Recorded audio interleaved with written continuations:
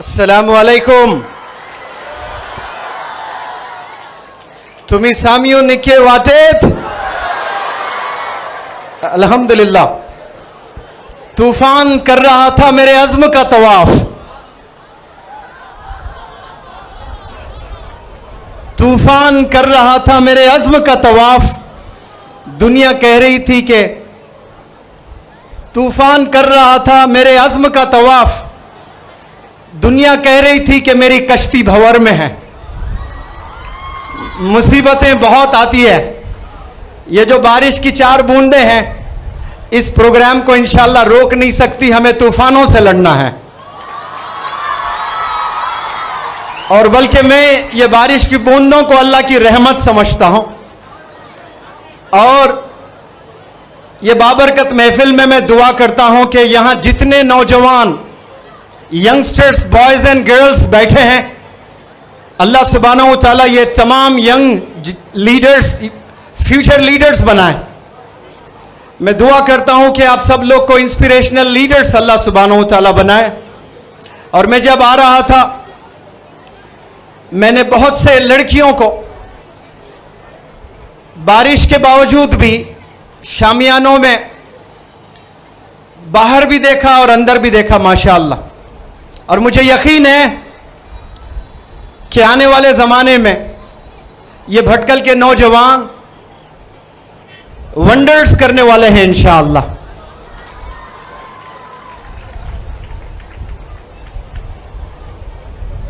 और मैंने कल भी बहुत गर्मी देखी. यहां भटकल के प्यारे बच्चियों में वो जोश, वो जज्बा. हालांकि जो हमारे सामने बैठे थे वो सब लड़के थे, लेकिन आवाजें आ रही थी लड़कियों से. मैं लड़कों के जज्बों को समझ सकता हूं कि मैं वही जज्बा लड़कों से भी चाहता हूं. मैं चाहता हूं कि तमाम नौजवान जितने भी बच्चे यहां पर बैठे हैं वो मेरी इन बातों को बहुत ध्यान से सुने. इंशाअल्लाह आपके करियर सजाने में बहुत फायदा होने वाला है. मैं कुछ बातें आप लोग के सामने रखना चाहता हूं, और वो रखने से पहले मैं आपको एहसास दिलाना चाहता हूं कुछ सवालात पूछ करके. आपने कभी किसी बंदे को 4 साल 5 साल से मुसलसल साइकिल सीखते हुए देखा? आपने कभी नहीं देखोगे. 2 महीने 3 महीने में वो साइकिल सीख जाएगा. हिंदुस्तान बहुत बड़ा देश है और इसमें नौजवान जो बच्चे हैं उसका पॉपुलेशन बहुत करोड़ों करोड़ों में है. क्या कभी नौजवान के मुंह से हमने कभी ये स्टेटमेंट सुना है कि मैं मोबाइल कैसे चलाना ये सीख रहा हूं इन दिनों? कभी ऐसा नहीं कहते हम, क्योंकि मोबाइल हम सीख लेते हैं, उसकी कोई ट्रेनिंग हमें नहीं देता है. साइकिल चलाना हम सीख लेते हैं, उसकी ट्रेनिंग कोई नहीं देता है. रातों में जागना हम सीख लेते हैं, मोबाइल में गेम्स खेलना हम सीख लेते हैं, कोई टीचर नहीं सिखाता है. लेकिन टीचर जब मैथ पढ़ाता है 10 साल पढ़ाया जाता है, तो जो 4th स्टैंडर्ड का बच्चा अपने पेरेंट्स से अपने टीचर से कहता है कि मैथ बहुत डिफिकल्ट है, मैथ बहुत मुश्किल है, और वो 10th स्टैंडर्ड में भी वही कलमा पढ़ता है. 4th स्टैंडर्ड में उसको 100 में 20 मार्क्स आते हैं, तो 10वीं जमात में उसको 100 में 12 मार्क्स आते हैं. क्या फेल होने के लिए 6 साल स्कूल जाना पड़ता है? सवाल ही नहीं है. आप 6 साल जा रहे हो, 10 साल जा रहे हो, आप 2 महीने में साइकिल चलाना सीखे, 2 महीने में आपने मोबाइल चलाना सीखा, और 10 साल में आपने मैथमेटिक्स नहीं सीखा. यह बहुत बड़ा सवाल काबिलियत पर नौजवानों के आज मंडरा रहा है. ये नौजवान बच्चे कॉलेज के, स्कूल के, समझना चाहिए कि 1 घंटे में आप क्या क्या चीजें सीख सकते हो. यहां तो 10 साल आप स्कूल में बिताते हो. मैं एक बहुत प्यारी बात तमाम यंग बॉयज और गर्ल्स के इल्म में ले आना चाहता हूं.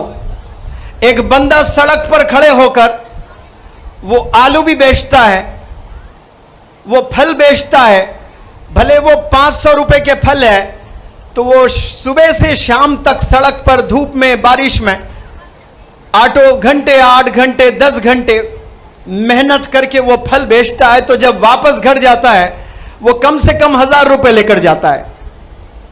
लेबर की बात कर रहा हूं मैं, जो रिक्शा चलाते हैं रोजाना 200-300 रुपए कमाते हैं। जो ऑटो ड्राइवर्स रोज सुबह निकलते हैं मेहनत करने के लिए, घर शाम लौटते हैं, तो उनके जेब में 1000-1500 रुपए होते हैं।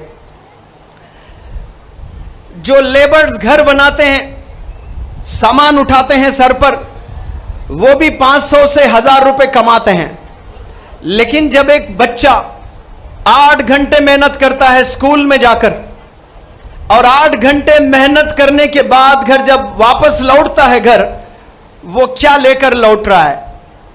Majority of the students today are getting back to their respective houses empty handed and empty minded. इतना वजन बैग तो जरूर ले जाते हैं रोजाना स्कूल को, लेकिन एम्प्टी माइंडेड वापस घर जाते हैं। जब 8 घंटे आप स्कूल में बिताते हो टीचर्स के साथ में, तो आप इल्म लेकर जाना है। लेकिन अफसोस के साथ मैं कहता हूं, 8 घंटे बिताने के बावजूद आज जब बच्चे घर वापस जाते हैं तो खाली हाथ जाते हैं, उनके इल्म में कुछ नहीं होता है। और ये सबसे बड़ी गलती जो बच्चे आज इस जनरेशन में कर रहे हैं। 8 घंटे बिताने के बाद कैन यू इमेजिन कैसे एक बच्चा एम्प्टी हैंडेड एम्प्टी माइंडेड जा सकता है, जबकि एक लेबर प्रॉफिट चाह रहा है। वो 20 रुपए के फल भी अगर लेके बैठ रहा है तो वो 40 रुपए चाहिए उसको। एक लेबर दिन में मेहनत करता है तो 500 से 1000 रुपए कमा रहा है। हर बंदा प्रॉफिट के लिए ही कर रहा है काम। बंदे जब स्कूल के बच्चे 8-8 घंटे स्कूल में बिता रहे हैं, क्या प्रॉफिट मिल रहा है आपको? और ये जो सबसे बड़ी गलती स्टूडेंट्स की हो रही है,